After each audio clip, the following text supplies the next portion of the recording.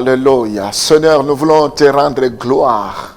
Nous voulons te bénir parce que tu as un plan merveilleux pour nous.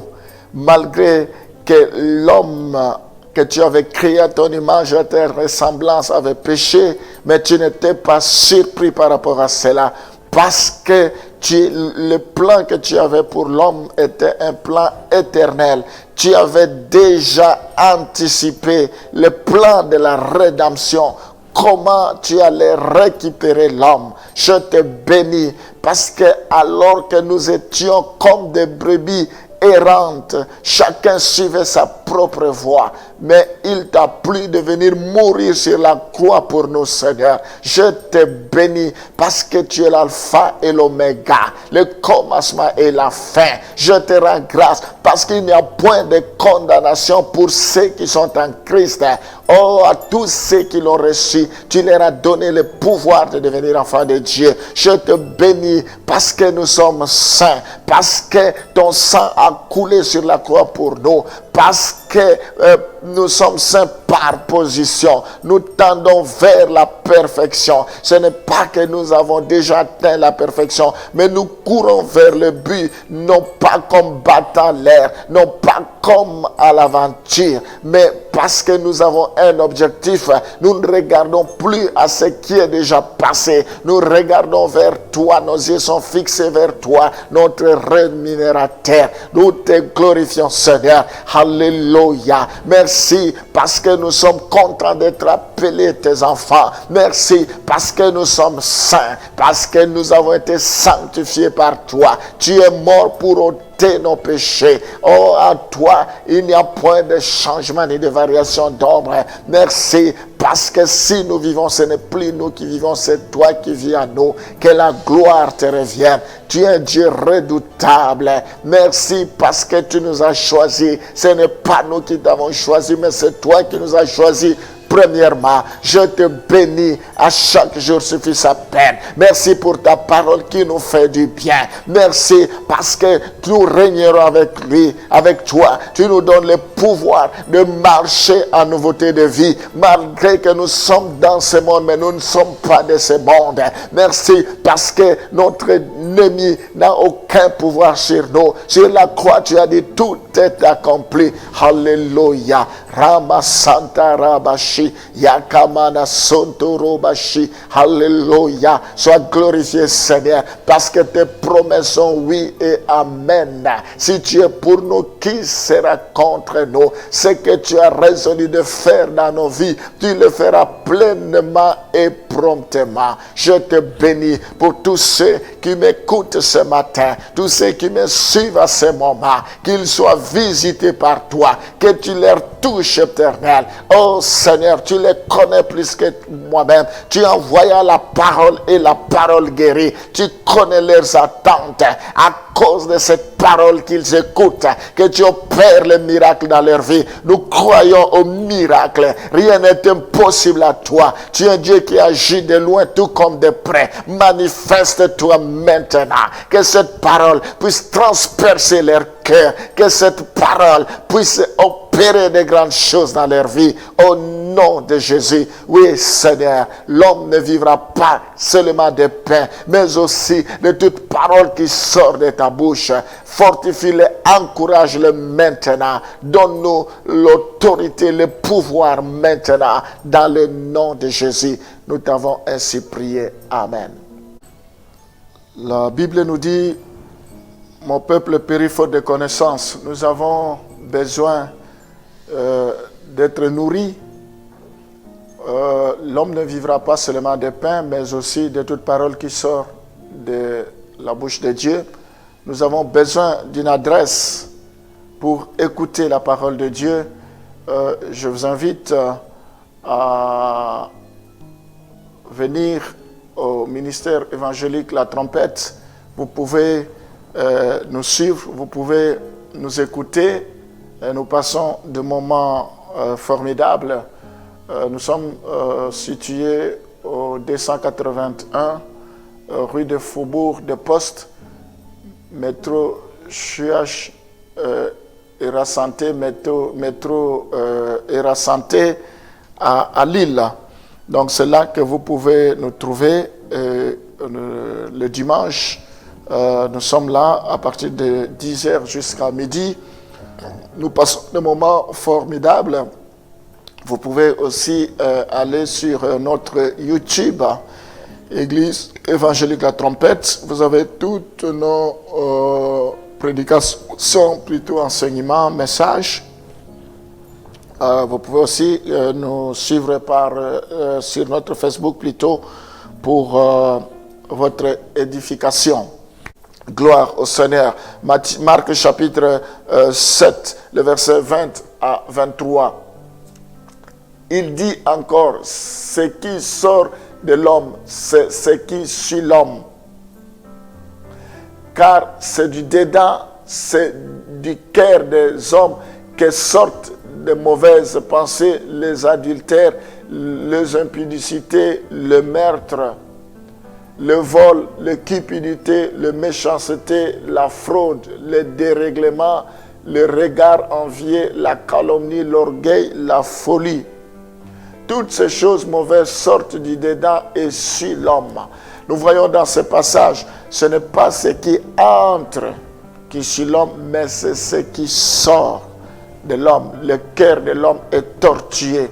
La Bible dit, garde ton cœur plus que toute autre chose. Nous devons faire l'introspection, nous examiner au-dedans de nous le rancœur, la colère, comme la Bible dit, les mauvaises pensées, les adultères, l'impudicité, la calomnie, la méchanceté, la fraude, tout le regard envié, l'orgueil, la folie, toutes ces choses sortent de l'intérieur. Il faut que nous puissions nettoyer notre intérieur. La Bible dit, sonde mon cœur. Nous devons détruire tout cela pour que nous puissions vivre la gloire de Dieu. Et la Bible complète ce passage avec Galates chapitre 5, le verset 19 à 21.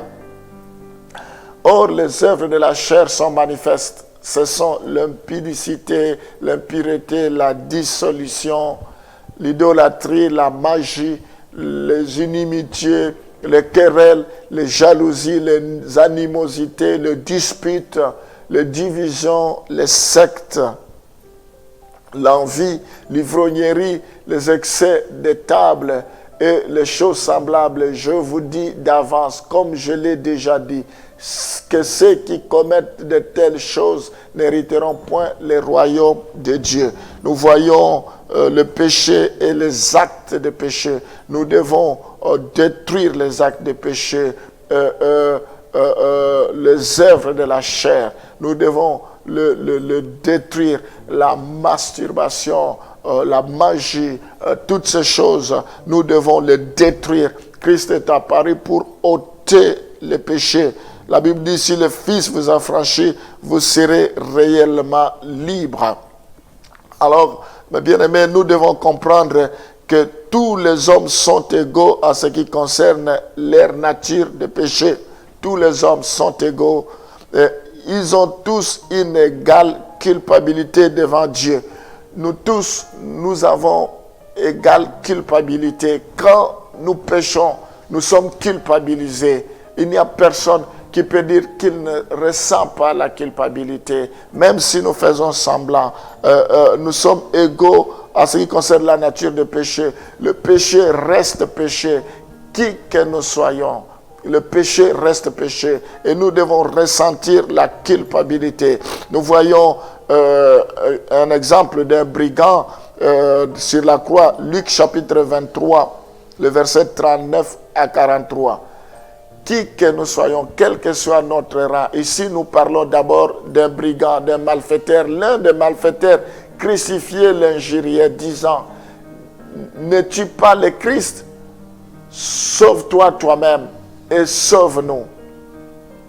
Mais l'autre les reprenait et disait, ne crains-tu pas Dieu, toi qui subis la même condamnation? Pour nous, c'est justice, car nous recevons ce qu'ont mérité nos crimes. Mais celui-ci n'a rien fait de mal. Et il dit à Jésus, souviens-toi de moi quand tu viendras dans ton règne. Nous voyons qu'il s'agit de 2 brigands. Jésus lui répondit, je te le dis en vérité, aujourd'hui tu seras avec moi dans le paradis. Nous voyons dans ce passage, il s'agit de 2 brigands, l'un à droite, l'autre à gauche de Jésus. Et il y a le premier se moquait de Jésus. Il dit, sauve-toi si réellement tu es fils de Dieu. Et l'autre avait des remords, l'autre était culpabilisé. Il s'est dit, mais pourquoi tu peux te permettre de dire ainsi? Lui, il n'a pas commis de péché, mais nous méritons. Si nous nous retrouvons ici, c'est parce que nous avons commis des péchés. Et cet homme avait la culpabilité de ce péché. Et Dieu lui a donné l'occasion de se sauver. Il a dit, aie pitié de moi. Il s'est repenti. Il a dit, souviens-toi de moi. Et cet homme, Dieu lui a fait grâce parce qu'il s'était repenti. Donc, ce n'est pas parce qu'il était malfaiteur qu'il a ressenti la culpabilité. Quel que soit notre rang social, nous devons ressentir la culpabilité. Alléluia. Seigneur Jésus-Christ, tu nous as parlé aujourd'hui que l'existence du péché entraîne de lourdes conséquences dans nos vies. Nous voulons en être conscients. Je prie, Seigneur, pour que tu puisses nous délivrer de toute conséquence de péché. La première conséquence, comme nous avons eu à parler, c'est la rupture de la relation avec Dieu. Oh Seigneur, combien de gens, les relations sont rompues, ils se sont rétrogradés. Combien de gens sont éloignés de toi, sont morts spirituellement. J'implore ta grâce. Tu ne fais exception des personnes. Tu uses de patience pour que tous arrivent à la repentance. Pardonne tous ceux qui vivent dans le péché. Convainc-les maintenant. Je prie pour que ton esprit puisse les convaincre. Que tu nous convaincs, Seigneur. Oh, le péché chéri, le péché qui nous aveugle, le péché qui nous retient encore jusqu'à ce jour. Au nom de Jésus, que tu puisses nous délivrer. Je prie pour que l'obstacle qui avait tombe maintenant, qu'il n'y ait plus de rupture, que tu nous réconcilies avec ton Fils. Alléluia. Je viens prier pour la mort physique qui est la conséquence du péché. Tu as dit, oh mort, où est ton aiguillon? Tu as été vaincu. Je prie pour que la mort ne puisse pas nous emporter. Rien que ta volonté puisse s'accomplir. C'est vrai que tu es mort, tu es ressuscité. Nous allons passer par là. Mais que cela soit une mort qui sera proclamée par toi. Au nom de Jésus. Je prie, Seigneur, pour la condamnation du jugement, pour tous ceux qui sont dans le péché, ils vont passer par le jugement. Nous voulons que tu nous interpelles, que nous soyons épargnés, Seigneur. Oh Dieu riche en bonté, là à la colère, là où le péché abonde, ta grâce surabonde. Accorde ta grâce à tous ceux qui me suivent, tous ceux qui sont incapables d'abandonner le péché. Oui, c'est vrai, par eux-mêmes, ils ne peuvent rien. Il faut ta grâce, il faut le secours venant de toi. Je prie pour que tu leur accordes ta grâce au nom de Jésus. Oh Seigneur, je prie pour tous ceux que le diable a obscurci leur intelligence, a endurci leur cœur. Au nom de Jésus, transforme le cœur de chair en le cœur de pierre à cœur de chair. Que ta parole, qui est comme un marteau qui brise les rocs, puisse transformer leur vie au nom de Jésus. C'est toi, personne ne peut venir à toi si toi tu ne l'interpelles, si toi tu ne les touches pas. C'est toi qui as le pouvoir de transformer le cœur.